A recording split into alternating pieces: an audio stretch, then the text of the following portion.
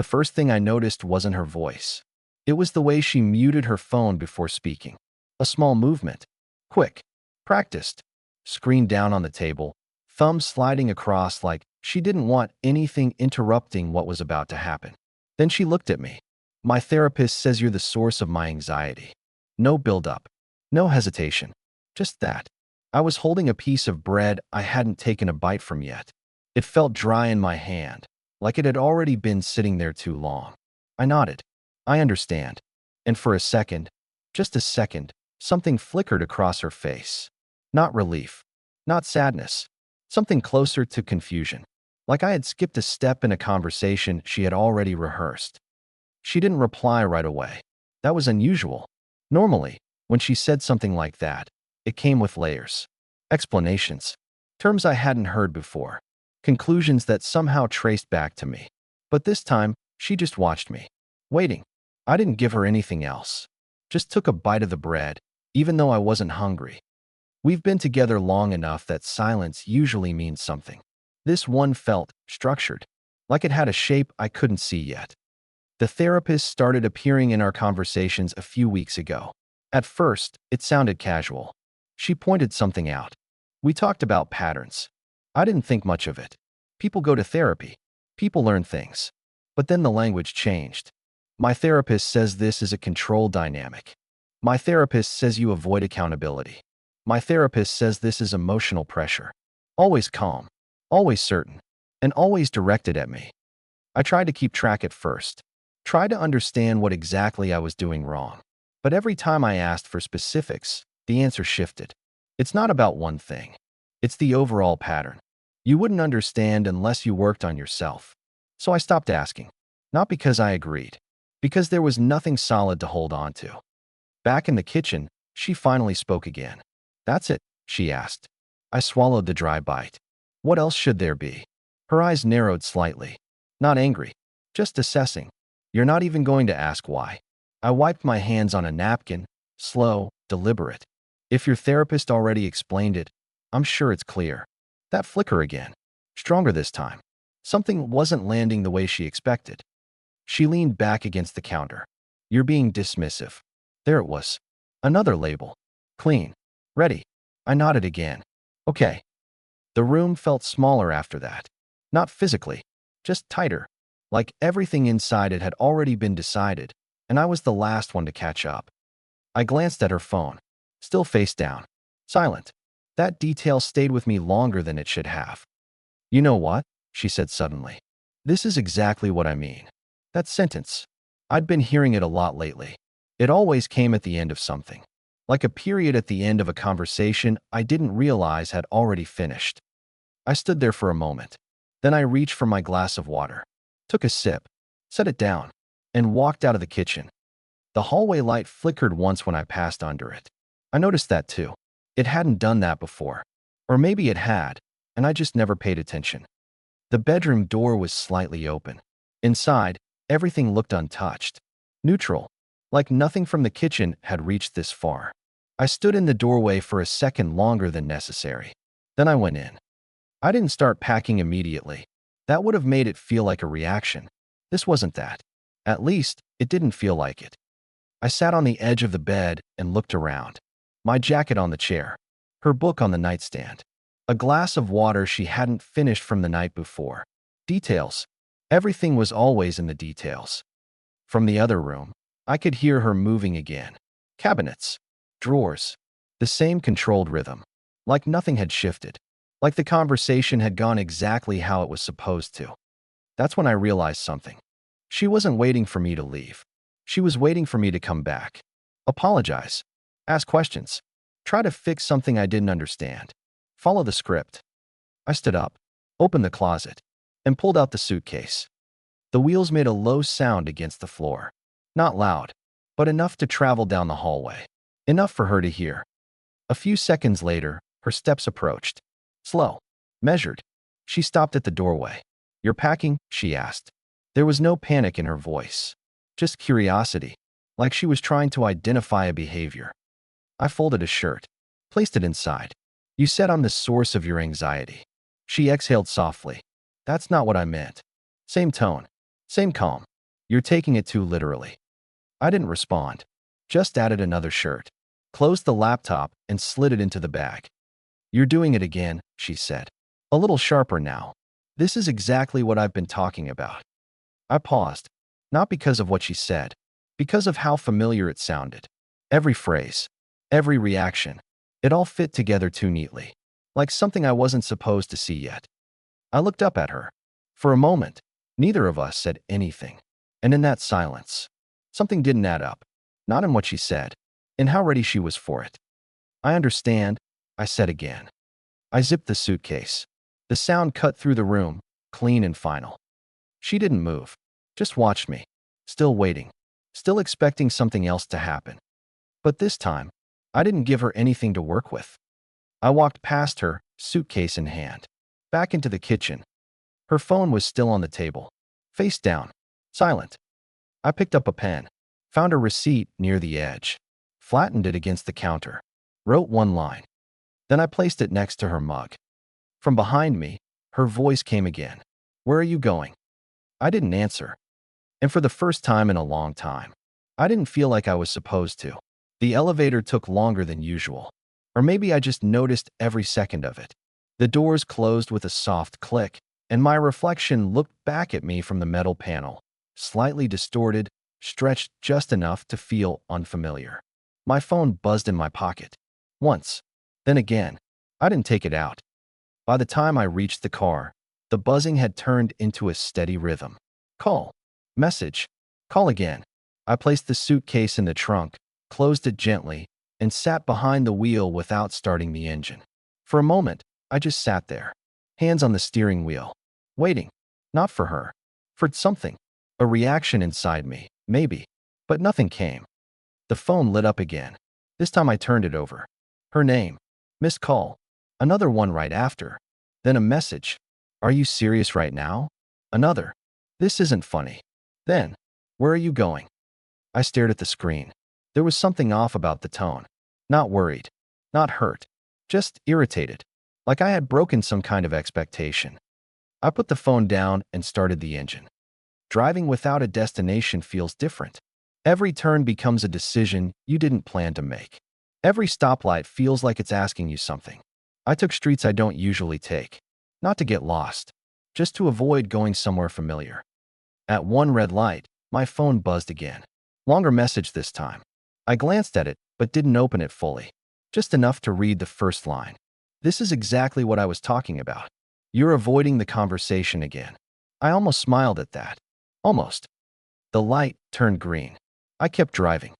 It didn't take long for the messages to change. The next one came 5 minutes later. Okay, this isn't funny anymore. Then, can you just tell me where you are?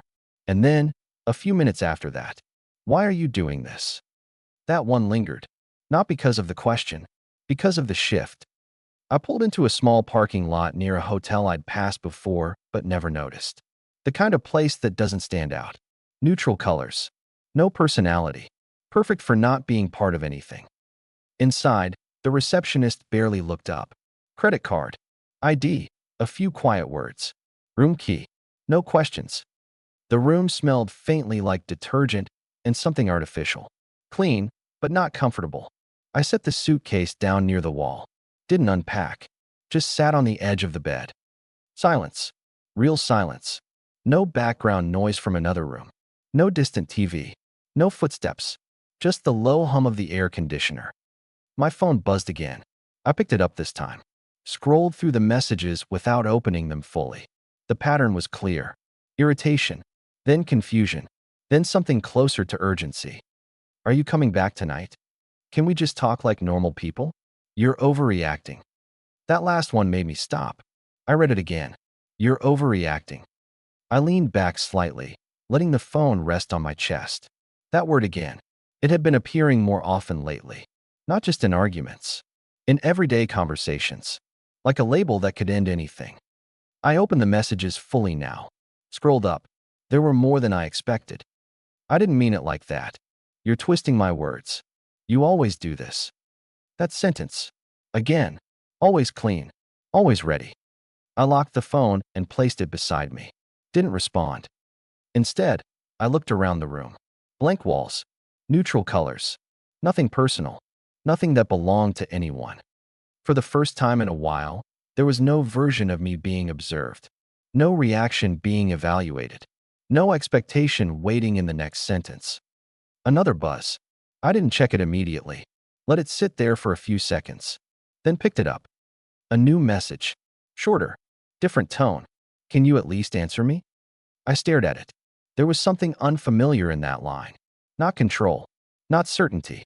Something closer to uncertainty. That's when I realized something. She wasn't just reacting to me leaving. She was reacting to something else. Something I hadn't seen yet. I unlocked the phone again. Scrolled back through the conversation. Slower this time. Not reading for content. Looking for patterns. Timing. Gaps. That's when I noticed it. Between her messages. There were pauses. Not random. Consistent. Like something else was happening in between. I checked the timestamps more carefully. One message. Then a 3-minute gap. Then another. Then 5 minutes. Then suddenly 2 messages back to back. It didn't feel like someone just texting. It felt like someone checking something first. I sat up. Looked at the screen again. Then at the time. Another message came in. Almost instantly. Like she knew I was looking. Please just tell me you're okay. I didn't answer. But something in my chest shifted again. Not softer. Sharper. Because suddenly, this didn't feel like a simple argument anymore. It felt like I had stepped out of something mid-process, and whatever was supposed to happen next was now off. And judging by the way her messages were changing, she could feel it too. I turned the phone face down again, not to ignore her, to see what would happen next. The room felt smaller now, not because of the walls, because of the quiet between each vibration. 3 minutes passed. Nothing. Then, buzz. I didn't pick it up immediately. Waited. 10 seconds. 20. Let it sit there like it wasn't important. When I finally turned it over, there were 2 new messages. Not 1. 2. Close together. Why aren't you answering? And right after, this isn't helping anything. I stared at the timestamps. Sent within seconds of each other. That was new. I scrolled up again. Compared.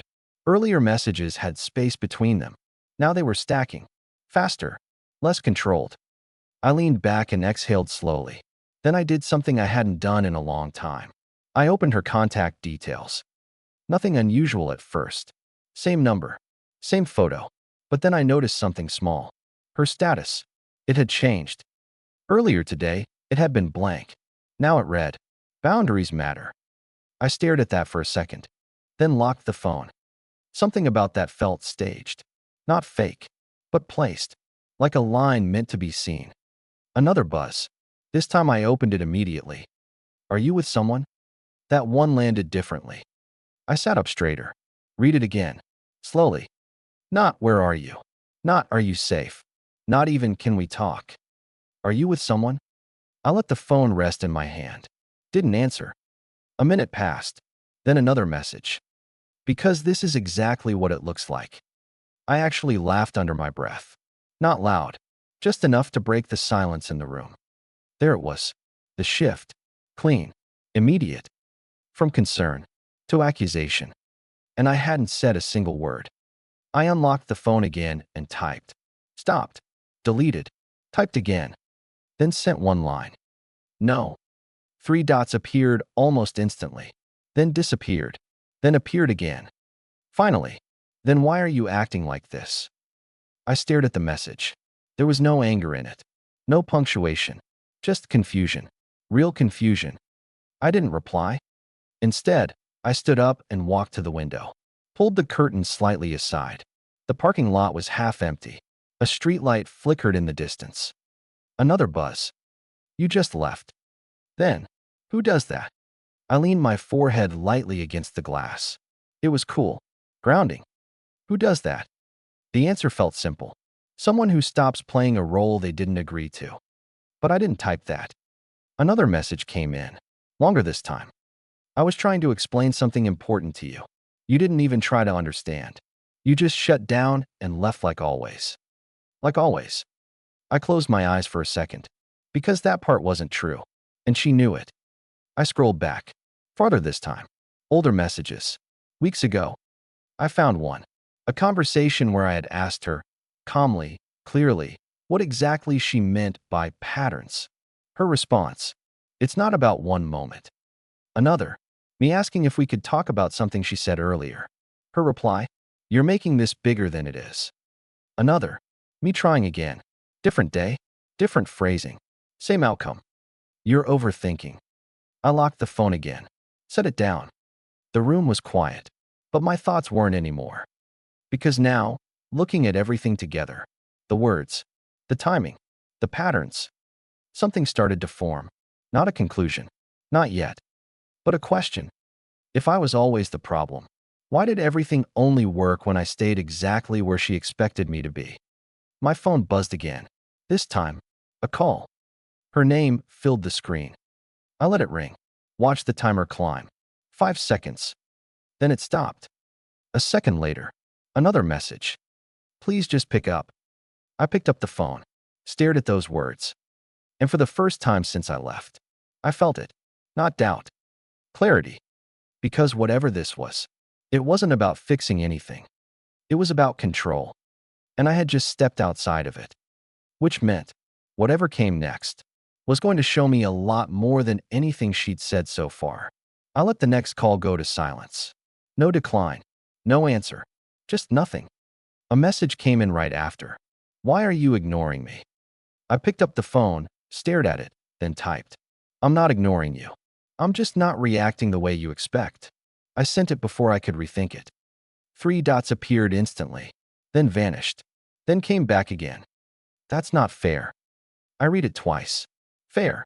That word didn't belong anywhere in what just happened. I sat down on the edge of the bed again, phone still in my hand, waiting. Another message. "You're twisting everything." I didn't answer. Then, "I was trying to help you." That one stayed on the screen longer. Help. That's what this was supposed to be. I looked around the room again. Blank walls. Quiet air. No pressure. No need to respond correctly. Another message. "Faster now. You always shut down when things get real." I unlocked the phone and scrolled. Not far. Just enough. Found the last time she said something similar. Different words. Same tone. Same outcome. I typed slowly this time. "Name one time I didn't try to talk." Sent. The reply didn't come immediately. That was new. 30 seconds. A minute. Then, that's not the point. I exhaled. Short. Controlled. Of course it wasn't. Another message followed. "You're doing it again." I stared at that sentence. It looked smaller now. Less certain. I typed. "Doing what exactly?" This time, no typing dots. Just silence. I set the phone down. Waited. 2 minutes later, it buzzed again. "I can't explain it to you if you're going to act like this." I leaned back slightly. Let the words settle. That was it. The edge. Because every time I asked for something concrete, the conversation disappeared. I picked up the phone one more time. Typed one line. "Then maybe it's not as clear as you think." Sent. This time, no response at all. Not immediately. Not after a minute. Nothing. I looked at the screen. Still. Quiet. And for the first time, the silence didn't feel like something I needed to fix. It felt like something she didn't know how to fill anymore. The silence lasted longer this time. 5 minutes. Then 10. I didn't move. Didn't reach for anything. Just watched the screen stay still. Then, buzz. "I'm trying to understand why you're acting like this." I read it once. Then again. Acting. I typed back. I left. That was it. No explanation. 3 dots. Gone. Back again. That's not normal. I almost smiled. I looked at the message for a second, then replied. "Maybe." Another pause. Longer. Then, "You don't just leave over something like that." I leaned forward, elbows on my knees. "Something like that." I typed. "You said I'm the source of your anxiety." Sent. This time the response came faster. "I didn't mean it like that." I stared at the screen. Same sentence. Same tone. I typed. "Then what did you mean?" No typing dots. Nothing. I waited. 30 seconds. A minute. Then, "You're focusing on the wrong thing." I let out a quiet breath. Of course. I locked the phone. set it down beside me. The room was still quiet, but now it felt clearer, because every time I asked a simple question, the answer disappeared. And whatever this was, it only worked as long as I stayed confused. Another buzz. I didn't pick it up right away. When I finally did, it was just one line. Are you coming back tonight? I looked at it, longer than I needed to. Then I typed, no. Sent. The typing dots appeared immediately, then stopped, then came back. And finally, a message that felt different. You're making a mistake. I leaned back slowly. Maybe. But for the first time, it felt like my mistake to make. The next message didn't come right away. When it did, it wasn't what I expected. Did you tell anyone? I frowned slightly. That one didn't fit. I typed back, no. 3 dots appeared almost instantly. Then, okay. That was it. No follow-up. No explanation. I stared at the screen a little longer than necessary, because that question wasn't about me leaving. It was about something else. I scrolled up again. Read everything from the start. Slower this time. The shift, the pauses, the timing. Then I remembered something small. So small I almost ignored it earlier. The way she muted her phone before she said it. I sat up, unlocked my phone, opened our chat again, and checked something I hadn't checked before. When she sent the very first message after I left, there was a gap. Not between her messages, before them. About 4 minutes. 4 minutes where she said nothing. I stared at that timestamp, then at the next one. Message. Pause. Message. It wasn't random. It was timed. Another buzz. Are you alone? I looked at the message, then at the previous one. Did you tell anyone? Are you alone? I didn't answer right away. Because now, it wasn't just about what she was saying. It was about who she was saying it for. I didn't answer. I just watched the message sit there. Are you alone? A minute passed. Then another. The typing dots appeared, stopped, came back. Because this is getting out of hand. Out of hand. I picked up the phone, typed slowly. Who are you talking to? Sent. The dots appeared instantly, then disappeared. Nothing. I waited. 10 seconds. 20. Then, don't do this. My grip tightened slightly around the phone. That wasn't an answer. I typed again. Do what? This time, no dots, no delay. Just a message. You know exactly what. I stared at it. No, I didn't. But she needed me to act like I did. I stood up and walked back to the window, pulled the curtain aside. Same empty parking lot. Same flickering light. Another message. This is between us. That one landed. Because nothing we'd said so far required that sentence. I turned away from the window, looked at the phone again, and something finally clicked.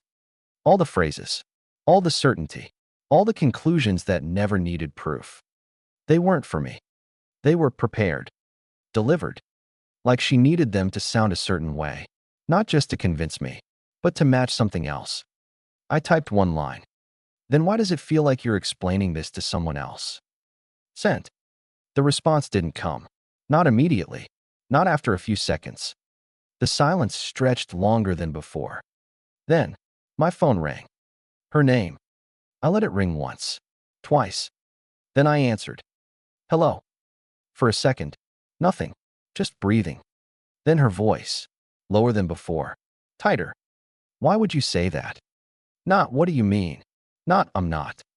Why would you say that? I leaned against the wall, closed my eyes for a second. Because that wasn't confusion. That was fear. I asked a question, I said. Calm. Even. A pause.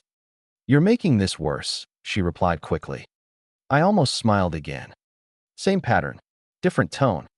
Who else is involved? I asked. Silence. Not empty. Heavy. Then, there is no one else. Too fast. Too clean. I opened my eyes.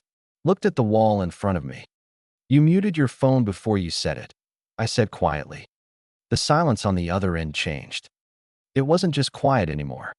It was caught. That doesn't mean anything, she said. But her voice had shifted. Just enough. I didn't push. Not yet. Because whatever this was, I wasn't going to rush it.